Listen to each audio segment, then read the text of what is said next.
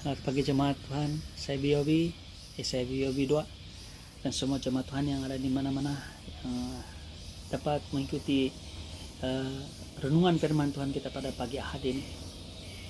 Mari kita berdoa sebelum kita mulakan renungan firman Tuhan yang kita akan dengar sebentar lagi. Bapa di sorga, kami bersyukur, berterima kasih kepadamu karena ini kesempatan yang sangat indah untuk Engkau berikan kepada kami dapat bersama-sama mendengar, belajar, malam renung firman Tuhan, terutama dalam suasana virus COVID-19 ini melanda di negara kami. Kami percaya pada sorga, kebenaran firman Tuhan itu yang kami dengar akan meneguhkan, menguatkan kami dan memberikan kami penghiburan, malah memberikan kami kekuatan Bapa di sorga dan menjadi berkat pada orang sekeliling kami. Engkau yang memberikan hikmat kepada hamba-Mu dan juga memberikan berkat dan juga memberkati kepada semua jemaat Tuhan yang mendengar bersama-sama pada pagi hari ini. Terima kasih Tuhan, dalam nama Yesus kami berdoa. Amin. Mari kita melihat dan merenung firman Tuhan yang terdapat dalam Ibrani. Saya percaya ini adalah dasar yang saya ingin bawa pada kita untuk menyampaikan firman Tuhan, kebenaran firman Tuhan di pagi hari ini. Ibrani 12 ayat 26 sampai 27 berbicara seperti ini. Dia katakan, waktu itu suaranya menggoncangkan bumi, tapi sekarang ia memberikan janji. Satu kali lagi aku akan menggoncangkan bukan hanya bumi saja, melainkan langit juga. Ungkapan satu kali lagi menunjukkan kepada perubahan pada apa yang dapat digoncangkan. Karena ia dijadikan supaya tinggal tetap apa yang tidak tergoncangkan. Dia katakan karena dia dijadikan supaya tinggal tetap apa yang tidak tergoncangkan. Saya ingin beritahu pada saudara bahwa apa yang berlaku masa sekarang ini, semada kita sedar dari sedar, ya terima dari terima, sebenarnya kita sedang mengalami kegoncangan. Seluruh dunia mengalami kegoncangan yang luar biasa. Bukan hanya mungkin kita katakan dari sisi kematian karena akibat coronavirus, tapi sebenarnya lebih daripada itu. Ada satu artikel mengatakan bahwa bisnis yang jatuh bankrupt lebih banyak berbanding dengan mereka yang meninggal dunia. Dan saya percaya ini bukan hanya ancaman kepada kesehatan kita, tapi ancaman kepada ekonomi, malah politik juga. Kita tahu bahwa sekarang Amerika dengan China sedang saling tuding-menuding, dan kita tidak tahu sampai mana ini akan berlaku, saling tuduh-menuduh tentang punca virus ini. Kita tahu ini sedang berlaku. Tapi inilah yang sedang berlaku saat ini, dan firman Tuhan mengatakan bahwa kegoncangan ini berlaku, dijadikan supaya apa yang tidak tergoncangkan akan tinggal tetap, yang tinggal tetap akan tidak digoncangkan. Apa maksudnya? Bermaksud bila orang-orang percaya, orang-orang dalam Kristus yang memiliki dasar yang kukuh tidak akan tergoncangkan walaupun dalam keadaan yang sangat-sangat menekan kita pada masa sekarang ini. Dan saya katakan bahwa orang-orang Kristen juga tertekan. Tapi dalam keadaan tertekan, dalam keadaan goncangan itu berlaku, mereka tetap kuat dan tidak rebah. Dalam Mazmur 1 firman Tuhan mengatakan bahwa walaupun 1000 rebah di sisimu, maksudnya itu dekat betul, 10.000 di sebelah kananmu, ramai, tetapi firman Tuhan mengatakan tidak akan menyentuh kita. Maksudnya tidak akan menyebabkan kita rebah, tidak akan menyebabkan kita jatuh, tidak akan menyebabkan kita mengalami apa yang dialami oleh orang lain. Ini satu yang luar biasa. Dan saya mau menghibur dan memberitahu kepada jemaat Tuhan tentang kebenaran firman Tuhan. Ini semuanya karena kita memiliki dasar yang kukuh. Kenapa? Karena ini yang dikatakan oleh firman Tuhan, bahwa Yesus adalah dasar kita yang kukuh. Itu terdapat dalam Efesus. Mari kita lihat di dalam Efesus pasal yang kedua ayat 19 sampai 22, firman Tuhan berbicara seperti ini. Demikianlah kamu bukan lagi orang asing dan pendatang, melainkan kawanan sewarga dari orang-orang kudus dan anggota-anggota keluarga Allah, yang dibangun di atas dasar para rasul, para nabi, dengan Kristus Yesus sebagai batu penjuru.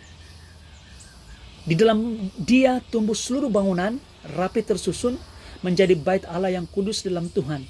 Di dalam Dia kamu juga turut dibangunkan menjadi tempat kediaman Allah dalam roh.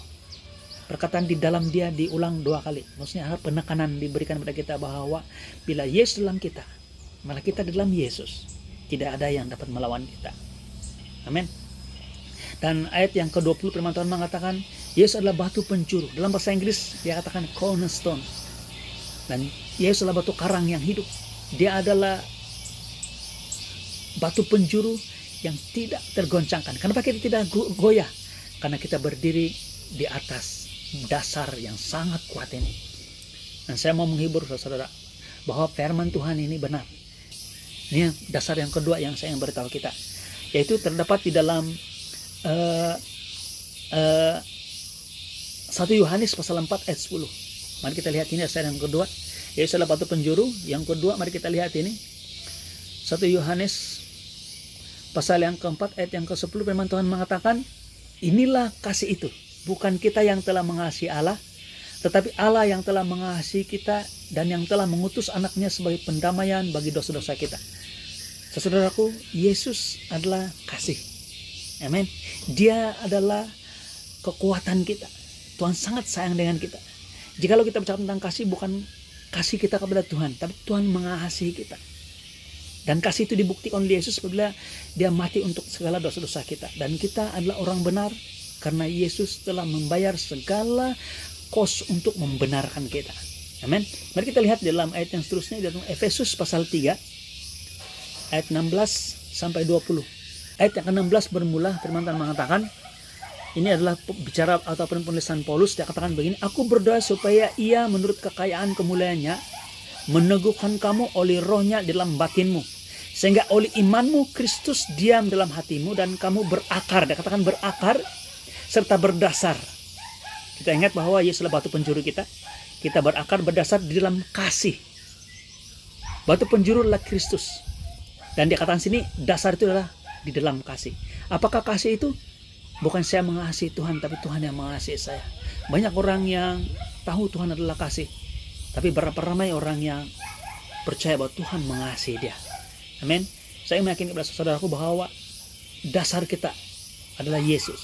Dan dasar kita adalah berdasarkan kasih Yesus yang tidak pernah berubah, tidak pernah gagal dalam kehidupan kita.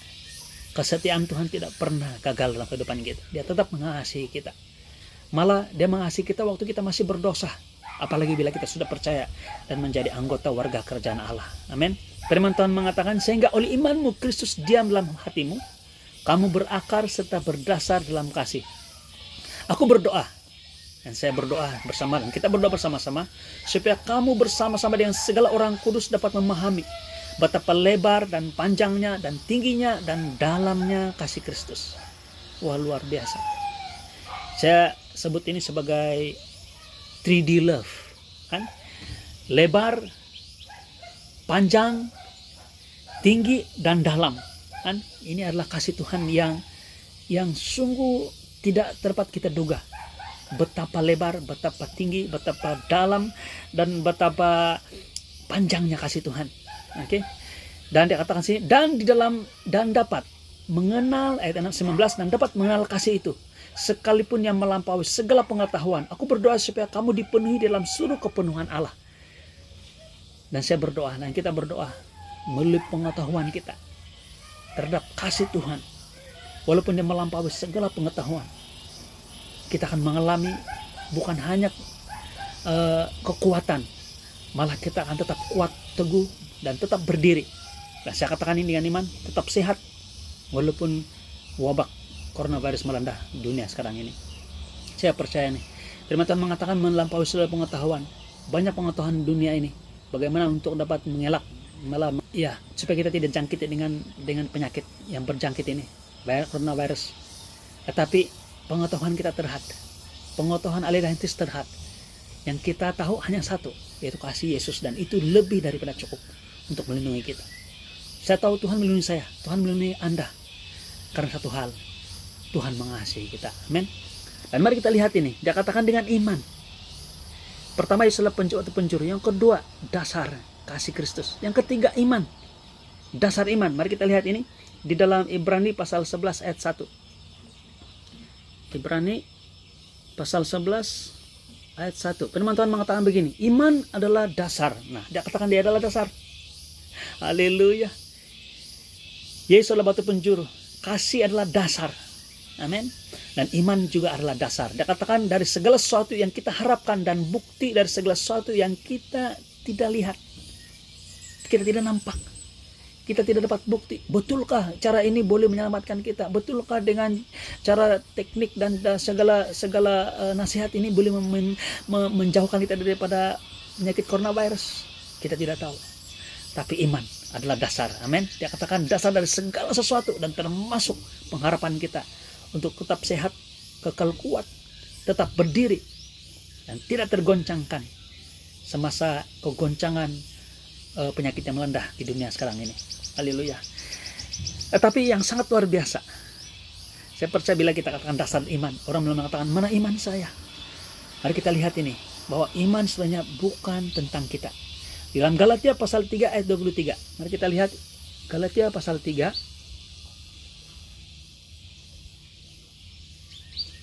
ayat yang ke-23 mula sampai ayat yang ke-25. Firman Tuhan mengatakan, sebelum iman itu datang, kita berada di bawah pengawalan hukum Taurat dan dikurung sampai iman itu telah dinyatakan. Ini berbicara tentang satu yang akan datang, dinyatakan. Ini bukan satu konsep, tapi satu pribadi. Amin. Jadi hukum Taurat adalah penuntun bagi kita sampai Kristus datang. Nah, dia katakan iman itu telah dinyatakan. Yang dinyatakan siapa? Kristus datang. Iman adalah Kristus. Supaya kita dibenarkan karena iman. Sekarang iman itu telah datang. Kristus telah datang. Firman Tuhan mengatakan kita dalam Kristus, Kristus dalam kita. Kita dibangun atas dasar yang kukuh, kita dibangunkan di dalam Dia, yaitu Yesus Kristus. Di dalam Dia, diulang di dalam Dia, Kristus, yaitu iman kita. Dia katakan sekarang iman itu telah datang, karena itu kita tidak lagi berada di bawah pengawasan penuntun. Supaya kamu semua adalah anak-anak Allah karena iman di dalam Yesus Kristus. Wah, luar biasa. Iman adalah Yesus sendiri. Sangat luar biasa. Nah, saya mau tutup yang ayat firman Tuhan ini. Ini ayat yang kedua sebelum yang terakhir yang saya akan berikan. Itu dalam Ibrani pasal 12 ayat 2. Nah, ayat kita tahu bahwa Ibrani pasal 11 tadi mengatakan iman adalah dasar dari segala sesuatu. Amin. Dan segala saksi-saksi iman dinyatakan dalam pasal 11. Tapi dalam pasal yang ke-12 kita tahu sebenarnya kita memiliki lebih baik daripada apa yang dimiliki di perjanjian lama.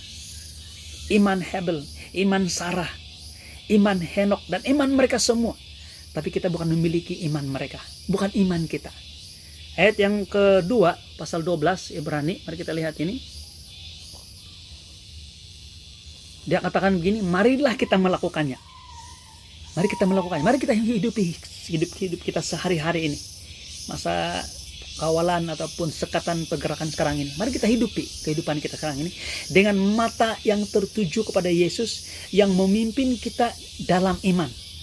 Siapa yang memimpin dalam iman? Yesus Kristus. Dan yang membawa iman kita kepada kesempurnaan. Dia juga yang memulahkan, dia juga yang menyempurnakan. Yang dengan mengabaikan kehinaan, tekun memikul salib, ganti sukacita yang disediakan bagi dia yang sekarang duduk sebelah kanan takhta Allah. Yesus adalah the author and the finisher. Dia adalah yang memulahkan. Firman Tuhan mengatakan yang membawa iman kita.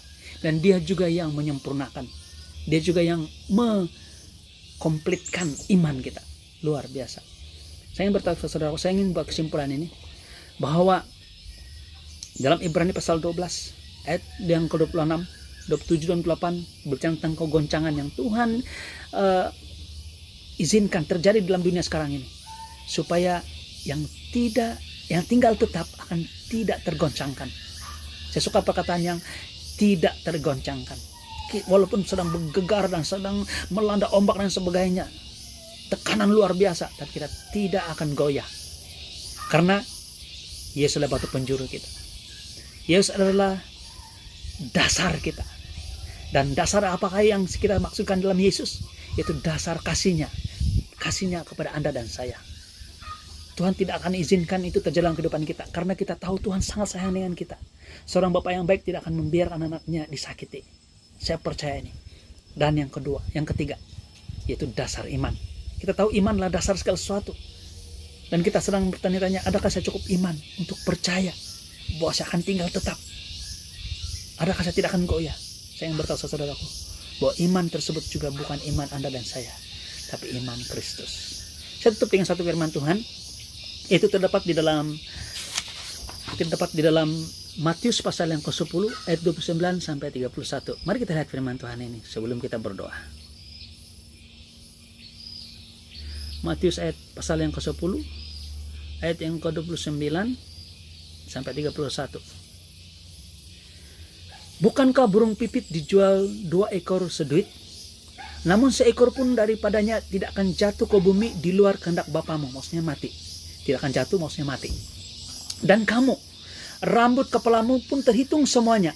Sebab itu janganlah kamu takut, karena kamu lebih berharga daripada banyak burung pipit.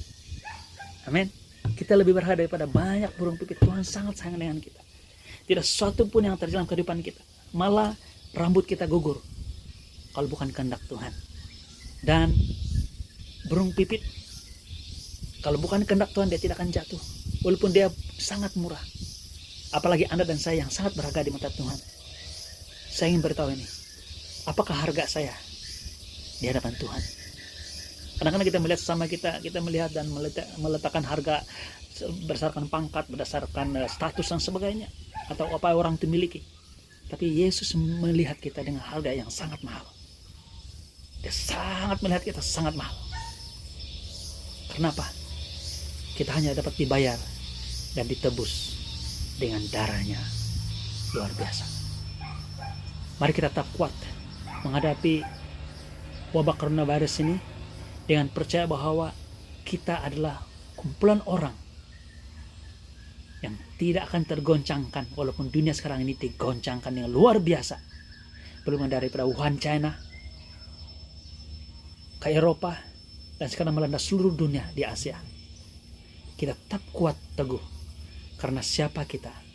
Di dasar yang kukuh, itu Yesus Kristus batu penjuru, dasar kasih Kristus, dan dasar iman Kristus. Mari berdoa. Bapa di sorga, terima kasih Tuhan karena renungan yang singkat ini. Kami percaya Bapa di sorga yang Kau menguat meneguhkan kami, sehingga ibadah kami pada hari had ini tidak sia-sia. Walaupun kami berada di rumah masing-masing, tapi berkat Tuhan tetap sama. Malah kami sangat-sangat diberkati Bapa di sorga, karena pada waktu-waktu inilah kami merenung dan melihat kasih Tuhan yang lebih fokus lagi.